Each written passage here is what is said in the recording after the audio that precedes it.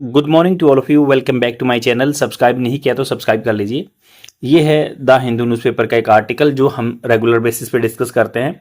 कुछ vocabulary word भी discuss करते हैं जो जनरली आपको इनकाउंटर करने होते हैं while examination, while taking examination. जब आप एग्जाम टेक करेंगे और जो आपको एग्जाम देगा वो गिव करता है।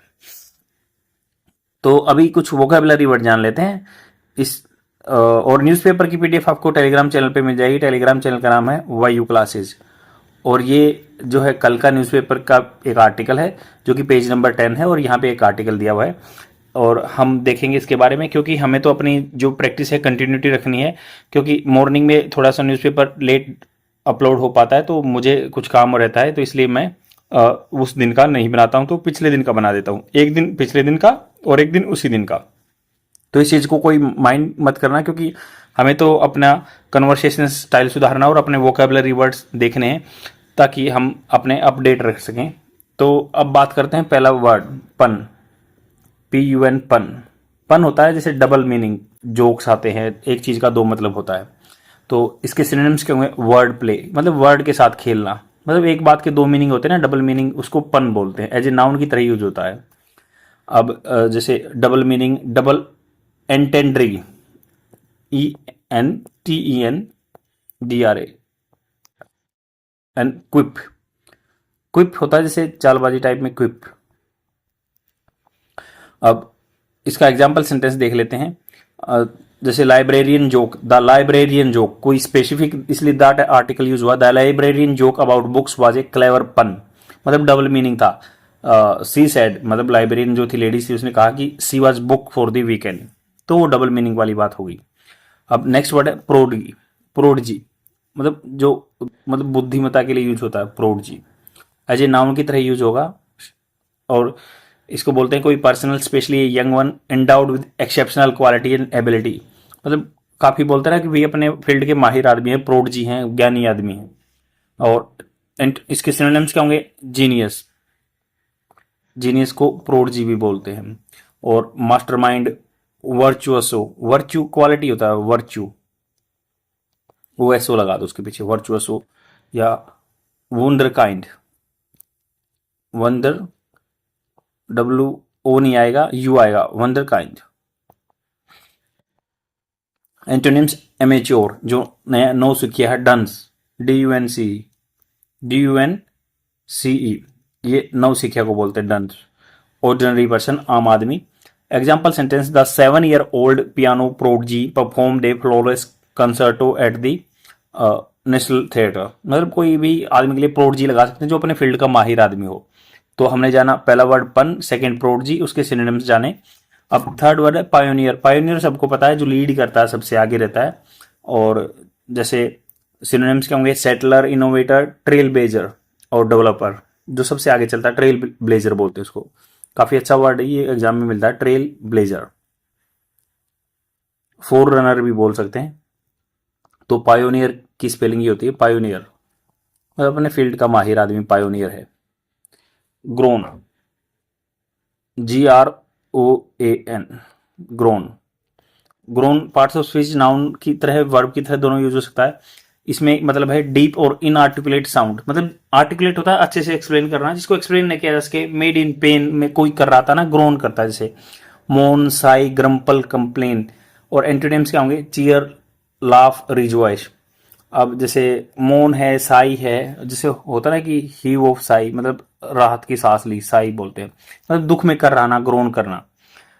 जैसे the heavy box made the floor boards groan as it was drag across the room, मतलब जो फ्लोर है उस पर अजीब सी आवाज आई, ग्रोन आया।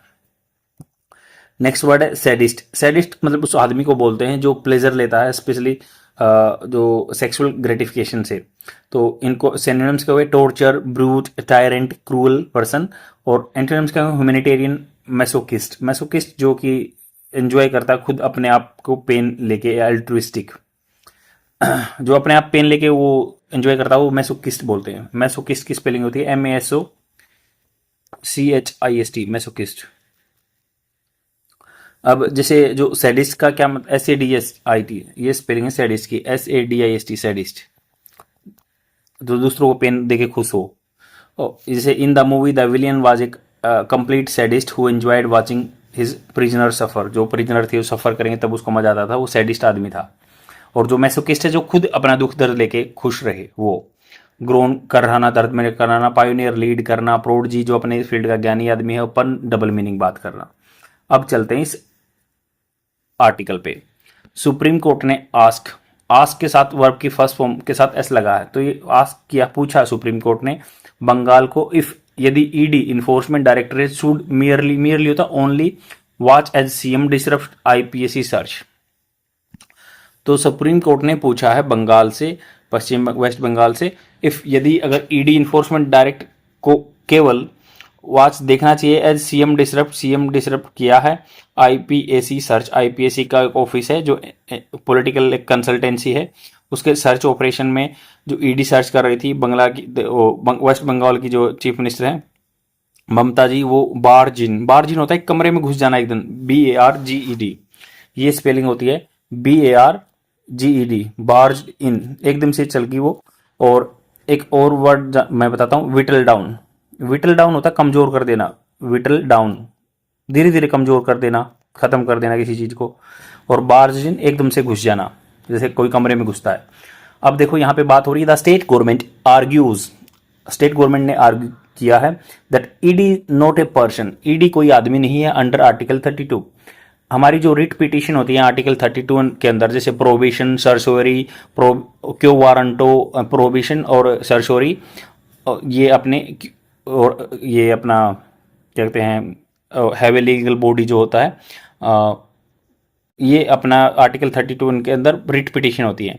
तो उसमें क्या होता है, कोई आदमी इंडिविजुअल फाइल कर सकता है, बट ईडी तो कोई आदमी में नहीं आता है, नहीं कॉर्पोरेट बॉडी में आती है। ये गवर्नमेंट का कहना है, स्टेट गवर्नमेंट का। Set that allowing it's plea, जो अलाउ करना है इसकी जो याचना है, वुड अंडरमाइन कर देगा, अनदेखा कर देगा फेडरलिज्म को, संघवाद को, संघीय ढांचों को। स्टेट गवर्नमेंट की अलग पावर है, सेंट्रल गवर्नमेंट की अलग पावर है ये। और the top court question the situation saying the law can not allow a vacuum to exist without any remedy. Top court ने क्वेश्चन किया कि सिचुएशन जो हालात है ना, सेइंग द लॉ कहते हुए कि भाई ये कानून है ना, कैन नॉट अलाउ नहीं कर सकता है, वैक्यूम मतलब खाली कर देना, to exist without any remedy, बिना कोई रेमेडी के, उपचार के इस चीज को खाली नहीं कर सकता है। अब इन्होंने कहा कि the supreme court, justice Prashant Kumar और बुशरा जो इनकी बात लिखी हुई है कि court and court direct speech में है, if a chief minister according to the ED barge in, घुस जाता है, एंड ऑब्स्ट्रक्ट करता है स्टेट्यूटरी वर्क, जो संविधान में लिखा गया है स्टेट्यूटरी वर्क। आपको ये याद रखना है कि जो सेंट्रल विजिलेंस कमीशन, वो एक जो पॉलिटिकल एंटिटी है जो कि संविधान में लिखा गया है, कॉन्स्टिट्यूशन बॉडी है सेंट्रल विजिलेंस कमीशन। ईडी और अपनी सीबीआई ये एक एग्जीक्यूटिव वाली है, या इनको जैसे लेजिस्लेशन के द्वारा बनाया गया, संविधान में इनका कोई जिक्र नहीं है। अब तो ये कहते हैं कि भाई वो स्टेट्यूटरी कानून के द्वारा बनाई गई है ना ये ईडी वगैरह, तो इन्होंने कहा कि काम को रोक रहे थे। It is that ED can not move either this court under article 32 और high court article 226, so will the ED will be left remediless, कि उसके पास उपचार नहीं होगा, ये जस्टिस ने बोला है। अब इन्होंने कहा कि भाई सुप्रीम कोर्ट आस्क, उन्होंने पूछा कि West Bengal government on Wednesday बोलते हैं इसको, सुप्रीम कोर्ट ने जो है जो पूछा कि वेस्ट बंगाल की जो गवर्नमेंट है ना, वेंसडे को, इफ जो डायरेक्टरेट ऑफ इन्फोर्समेंट है, ईडी बोलते हैं इसको, was expected to merely only look and watch, देखे और मतलब लुक होता है किसी चीज पे एकदम से देखना, वॉच मतलब निगरानी रखे। One chief minister Mamata Banerjee barge in एकदम से घुस गई, एंड ऑब्स्ट्रक्ट किया ऑनगोइंग सर्च जो चल रही थी, office of the political consultancy होता है जो सलाह देते हैं राजनीतिक रूप से, फर्म कंपनी थी IPSC at the Kolkata in जनवरी की बात है। तो वो ऐसे देखे बस, खड़े खड़े ऐसे बोल रहे हैं, लुक अपना एक बार देखें या वॉच करें, निगरानी रखें बस। Remark from the justice Prashant Kumar Mishra, ये पीके मिश्रा जी ने कहा कि हेडिंग ए बेंच को हेड कर रहे थे, वाज इन रिस्पॉन्स, ये थे रिमार्क्स जो उनके बयान थे, इन रिस्पॉन्स प्रतिक्रिया में, to the poll bound states submission. Poll bound मतलब आगे इलेक्शन आने वाले हैं वहां पे, उन्होंने स्टेट ने सबमिशन किया, अपना कोई एफिडेविट फाइल किया हुआ, that ED was neither a body corporate और nor a legal natural person, ना तो ये बॉडी कॉर्पोरेट में आती है, कोई नई नेचुरल पर्सन है।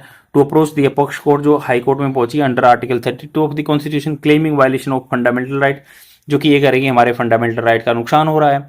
West Bengal represented by the senior advocate Shyam Diwan, तो इन्होंने इनको रिप्रेजेंट किया, काउंसिल किया। रेज प्रिलिमिनरी ऑब्जेक्शन, प्राथमिक रूप से उन्होंने ऑब्जेक्शन उठाए दैट मेंटेनेबिलिटी, जो मेंटेन करना है ED writ petition filed under article 32। Writ petition जो होती हैं अपनी न्याय याचिका, जैसे आर्टिकल 32 के अंदर सुप्रीम कोर्ट में जाती हैं और 226 के अंदर हाई कोर्ट में जाती हैं। और जैसे इसमें प्रोहिबिशन होता है, क्यू वारंट होता है, मैंडेमस होता है, सरसोरी होता है, तो ऐसे रिट पिटिशन रहती हैं। अब इन्होंने कहा कि सीकिंग ए सेंट्रल प्रोब इन सीबीआई प्रोब। सीबीआई तो दिल्ली के कानून के हिसाब से बना हुआ है, एग्जीक्यूटिव बॉडी है, और ईडी है लेजिस्लेटिव बॉडी जो कानून के द्वारा बनाई गई है।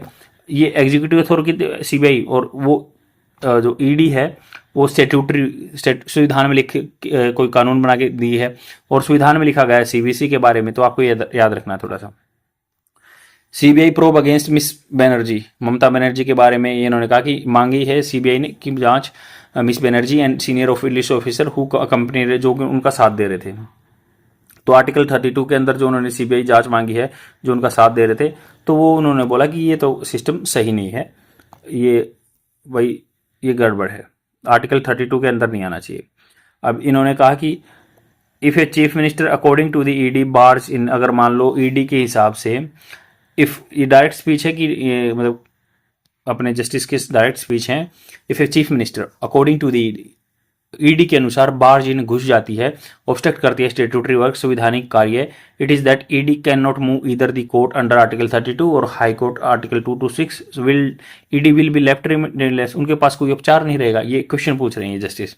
This miss Banerjee allies action, तो ये जो एक्शन है इनके लिए दिस यूज हुआ है, इज अनयूजुअल सिचुएशन, ये सामान्य सिचुएशन है नहीं, एंड अनहैप्पी सिचुएशन, एक मतलब जिसमें एक आदमी खुश नहीं होगा ऐसी सिचुएशन है। This has not happen before, ऐसा पहले कभी नहीं हुआ। Justice Mishra address the state government को एड्रेस किया उन्होंने, जो इनके श्याम दीवान थे उनके वकील। Bench ask what would be the situation if other chief ministers taking a cue, वो यहाँ से एक हिंट लेंगे from miss Banerjee and starting emulating, उनको नकल करेंगे आगे जाके। The law has to evolve according to the new situation, तो कानून को तो क्या है, इवॉल्व होना पड़ेगा, अपने आप को डेवलप करना पड़ेगा नए हालात के हिसाब से। There can not be a vacuum, vacuum मतलब जहाँ पे बिल्कुल हवा भी ना हो, ऐसा नहीं होना चाहिए कि भाई बिना रेमेडी लेस कोई बचे। It can not be there is a no remedy in the law to situation justice Mishra observe, तो उन्होंने कहा कि इट कैन नॉट बी, ये हो नहीं सकता कि देयर इज ए कोई उपचार नहीं हो इन लॉ कानून में टू ए सिचुएशन, एक हालात का जस्टिस मिश्रा ने ऑब्जर्व किया। सोलिसिटर जनरल तुषार मेहता, ये एडवोकेट जनरल जो होता है गवर्नमेंट को रिप्रेजेंट करता है, अब उसका साथ देने वाले सोलिसिटर जनरल होते हैं, और स्टेट में एडवोकेट जनरल होते हैं, आपको याद रखना होगा। तो उन्होंने कहा कि भाई जो अटॉर्नी जनरल आर्टिकल 76 के अंदर आता है, तो सोलिसिटर जनरल तुषार मेहता जो सेंट्रल गवर्नमेंट को रिप्रेजेंट कर रहे थे फॉर द ईडी को रिप्रेजेंट कर रहे थे, इंटरजेक्टेड, उन्होंने जैसे इंटरजेक्शन क्या होता है भाई, बीच में आए, उन्होंने क्या है पॉइंट लेके आए, point out that the chief minister who is the head of the government in the state hindered a lawful ongoing investigation, जो कानून के हिसाब से छानबीन चल रही थी, being conducted, जो ये कंडक्ट की जा रही थी in the larger public interest, आम जनता के हिसाब से, आम जनता के फायदे के लिए की जा रही थी। The ED has maintained that raids were part of the investigation into, लगभग जो 2742 करोड़ का कोल स्मगलिंग केस था। There is a no question of the civil liberty or rights of ED, तो उन्होंने कहा कि डायरेक्ट स्पीच दिखा गया है, the union government can invoke the original jurisdiction of the supreme court under article 3, तो इन्होंने कहा कि there is no question of civil liberty, civil liberty जो कानून के नागरिक के हिसाब से लिबर्टी होता है छूट या rights of the ED, which is being trampled upon, trampled होता है कुचल देना, हेयर, तो ये कहना है कि भाई ऐसा कोई क्वेश्चन नहीं है सिविल लिबर्टी का या उसके हक का, जिनके ऊपर ये सीएम जी उन्होंने कुचल दिया है।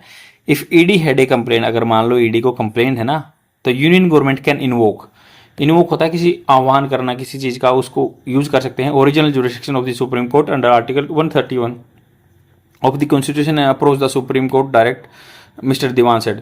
तो स्टेट गवर्नमेंट के जो रिप्रेजेंटेटिव है ना दीवान, उन्होंने कहा कि भाई ऐसा कुछ नहीं है, उनके पास रेमेडी नहीं है, रेमेडी है जो सुप्रीम कोर्ट का ओरिजिनल जुरिस्डिक्शन रहता है ना आर्टिकल 131, जिसके अंदर देखा जाता है कि भाई सेंट्रल गवर्नमेंट और स्टेट गवर्नमेंट के बीच का झगड़ा इसके अंदर देखा जाता है। मिस्टर दीवान ने कहा कि केस उसके अंदर फाइल होगा, ना कि आर्टिकल 32 के अंदर।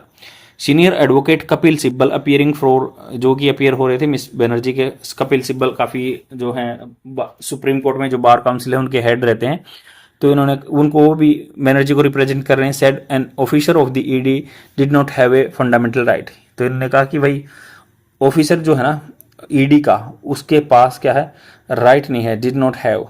यहाँ पे डिड के बाद वर्ब की सेकंड फर्स्ट फॉर्म आती है, तो हैज हैव रखना है यहाँ पे first form as a main verb की तरह यूज हुआ है, हेल्पिंग वर्ब नहीं है, हेल्पिंग वर्ब यहाँ पे डिड यूज हुई है। तो इन्होंने कहा कि एन ऑफिसर को, ईडी को, did not have fundamental right to investigate, तो उनका कोई फंडामेंटल राइट थोड़ी ना है इन्वेस्टिगेट करना। The power is drawn from the prevention of money laundering act, जो पीएमएलए एक्ट होता है उसके थ्रू आती है, उनका कोई फंडामेंटल राइट थोड़ी है कि आर्टिकल 32 के अंदर जाएंगे। ईडी एज ए फ्रंट, अगर मान लो ईडी, अगर फ्रंट मतलब यहाँ पे एक बेंचमार्क है जो आगे आपकी बाउंड्री का काम करता है।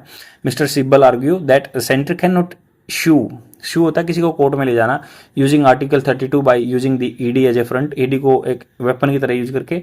Article 32 was only available to individuals wishing to approach the top court against encroachment होता है घुसपैठ करना by the state and its agency on her civil rights.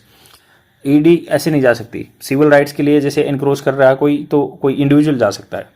If central agency, मान लो कोई सेंट्रल गवर्नमेंट की एजेंसी है ईडी की तरह, गवर्नमेंट डिपार्टमेंट्स एंड कोई भी गवर्नमेंट डिपार्टमेंट है, या वन और अदर इंस्ट्रूमेंटलिटीज जो यंत्र होते हैं गवर्नमेंट के of the state, were allowed to approach this court under article 32, they would start filing petition against each other and private citizen. अगर मान लो सेंट्रल एजेंसी है कोई भी गवर्नमेंट की, या गवर्नमेंट डिपार्टमेंट है, या कोई अदर यंत्र है गवर्नमेंट स्टेट के पॉलिटिकल एंटिटी के, वर अलाउ अप्रोच को अलाउ किया जाए कोर्ट के अंदर आर्टिकल 32 में, दे वुड स्टार्ट फाइलिंग पिटिशन, को स्टार्ट कर देंगे फाइलिंग करना against each other and private citizen के खिलाफ। The principle of federalism A basic feature of the constitution, जो संघवाद के ढांचे का बेसिक फीचर स्ट्रक्चर का है, वुड बी इन टेटर मतलब डगमगा जाएगा। And state are not mere appendage, appendage मतलब होता है जस्ट सप्लीमेंट्री। स्टेट ये नहीं कि केवल सप्लीमेंट्री है सेंटर के, नहीं, वो बराबर का हिस्सा है। Court must be guard against conscious whittling down, whittle down होता है कमजोर, कॉन्शियस जानबूझकर की जा रही है, विटल डाउन कमजोर की जा रही है power of the states by the centre, जो स्टेट गवर्नमेंट की पावर कम की जा रही है सेंट्रल गवर्नमेंट के द्वारा। मिस्टर दीवान ने सबमिटेड किया ये चीजें। If parliament wants to confer an agency, confer होता है प्रदान करना, कोई एजेंसी को पावर टू शू, उनको पावर देना चाहती है कि भाई वो कोर्ट में घसीट सकते हैं, इसको ड्रैग कर सकते हैं। इट वुड कन्फर ये प्रदान करेगी पावर, स्पेसिफिकली पावर विशेष रूप से। Investigation agency are not body corporate, ये कोई संस्था नहीं है with a power to sue, जिसके पावर पास हो कि भाई वो शू कोर्ट में घसीटे किसी को। Mister Diwan said, mister Diwan ने कहा, requesting the apex court, apex court मतलब सुप्रीम कोर्ट जो पीक पे कोर्ट है, to refer this case to the constitution bench, इस केस को रेफर कीजिए आप कॉन्स्टिट्यूशन बेंच से, मतलब जिसमें 5 और 7 जज हों उसमें भेजिए। Court schedule the next hearing on 24 मार्च को है। तो आई होप आपको समझ में आया होगा, ऐसे ऐसे बातचीत चल रही है, और ये आपका जो है होलिस्टिकली आपको अवेयर करेगा with regard to the current affairs. Political science के कंटेक्स्ट आए हैं, आर्टिकल 32, 226, 131 रिट पिटिशन, एंड कौन से ओरिजिनल ज्यूरिसडिक्शन रहते हैं आर्टिकल 131 के अंदर। अपने सेंटेंस स्ट्रक्चर जाने, विटल डाउन कमजोर कर देना किसी पावर को, बार्ज इन एकदम से कमरे में घुस जाना, कि fundamental right, basic structure, federalism, ऐसे अपेंडेजेस जो सप्लीमेंट्री चीज़ें होती हैं। सीवीसी के बारे में मैंने बताया कि वो की कॉन्स्टिट्यूशन बॉडी है, सीबीआई एग्जीक्यूटिव बॉडी है, और ईडी अपनी स्टैट्यूटरी बॉडी है। ऐसे ऐसे आपका होलिस्टिकली एडवांसमेंट होगा और बहुत सारे वोकैबुलरी वर्ड जाने। बट आपको भी थोड़ी सी हेल्प करनी होगी, लाइक एंड कमेंट जरूर कर देना ताकि मेरा भी वीडियो आगे चल सके। Thanks a lot, bye.